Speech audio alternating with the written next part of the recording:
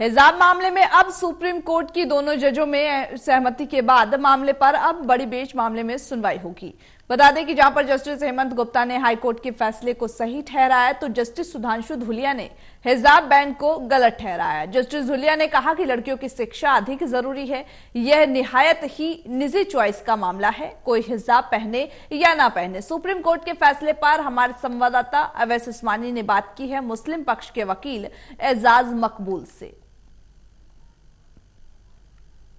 हिजाब विवाद मामले में सुप्रीम कोर्ट में आज फैसला आया और दोनों ही जजों की अपनी अलग अलग राय है। हमारे साथ मुस्लिम पक्ष की तरफ से वकील एजाज मकबूल साहब जी मौजूद हैं। सर, किस तरह से सुप्रीम कोर्ट के फैसले को आप देखते हैं, क्योंकि जस्टिस हेमंत गुप्ता जो है उन्होंने 11 क्वेश्चन जो है वो फ्रेम किया और उसमें ये भी कहा है कि हिजाब पहनना एसेंशियल पार्ट है या नहीं है, ये भी देखने वाली जरूरत है।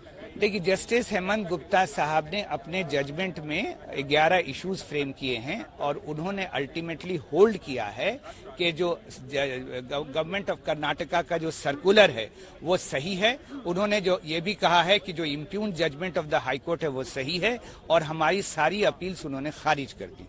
उसी के बरक्स जो जस्टिस धूलिया का डिफरिंग ओपिनियन आया है, जस्टिस धूलिया ने कहा कि उनकी राय जो है जस्टिस हेमंत गुप्ता से अलग है और उन्होंने कर्नाटका हाईकोर्ट के फैसले के ऊपर रोक भी लगाई है। नहीं, उन्होंने पहले तो ये कहा है कि मैं उनके व्यू से इत्तेफाक नहीं रखता। उसकी वजह यह है क्योंकि उन्होंने कहा कि एक गर्ल चाइल्ड जो है, एक बच्ची स्कूल पढ़ने आती है, वो बहुत सारी प्रॉब्लम्स फेस करती है रूरल और सेमी अर्बन इलाकों में, और वो अपने घर के कामों को अपनी माँ के साथ करके आती है तब आए। अब उसके राइट को आप, उसके एजुकेशन को आप उसको अलाउ नहीं करेंगे। और उन्होंने एक सबसे अहम बात कि जो एसेंशियल प्रैक्टिस ऑफ रिलीजन है वो इतनी इंपॉर्टेंट चीज नहीं थी, इसमें इसको एग्जामिन करने की इश्यू में इसमें जरूरत नहीं थी, क्योंकि जो उन पे बैन हुआ है वो फंडामेंटल राइट्स के खिलाफ है। तो अगर बात की जाए जिस तरह से सुप्रीम कोर्ट में आज स्प्लिट फैसला आया है और ये कहा गया है कि मुख्य न्यायाधीश के पास इसको भेजा जा रहा है, बड़ी बेंच तय होगी, तो बड़ी बेंच कितने जजेस की होगी? 3 की होगी, 5 की होगी या 9 की? क्योंकि आप लोग सुनवाई के दौरान भी आप लोग यही मांग कर रहे हैं। तो ऑनरेबल चीफ जस्टिस डिसाइड करेंगे। जनरली जब इस तरह की स्प्लिट व्यू आता है तो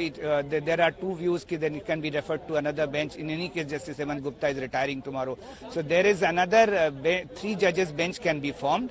बट हम लोगों ने ये कंटेंशन दिया था कि ये एक नया कॉन्स्टिट्यूशनल इशू पहली बार आया है, therefore under article 145(3) this matter should be referred to 5 honourable जजेस एंड कॉन्स्टिट्यूशन बेंचेस का फैसला। आखिरी सवाल है, क्या इस मामले को सबरीमाला के साथ टैग कर दिया जाएगा या फिर इस मामले में नई संवैधानिक बेंच बनेगी और सुनवाई होगी? और दूसरा इसी से जुड़ा हुआ सवाल कि कर्नाटका हाईकोर्ट का जो फैसला था बैन का, वो बरकरार रहेगा या नहीं? This is a question which you have to see when the matter is taken up before by the honourable chief justice of India. और कर्नाटका हाईकोर्ट का जो बैन का फैसला था वो बरकरार वो तो रहेगा जब तक कि इसका इस पे स्टे ना हो या उसको सेट असाइड ना किया। चलिए, हमसे बात करने के लिए शुक्रिया। तो ये थे मुस्लिम पक्ष के वकील एजाज मकबूल एजाज, जिनका कहना है कि कर्नाटका हाईकोर्ट का फैसला बैन का जो है वो आगे बरकरार रहेगा, लेकिन अब मुख्य न्यायाधीश की पीठ जो है वो ये तय करेगी कि इस मामले को कौन सी बेंच सुनेगी। हालांकि मामला बड़ी बेंच के पास भेज दिया गया है। कैमरा पर्सन अतुल के साथ टोटल टीवी के लिए अवैस उस्मानी, नई दिल्ली से।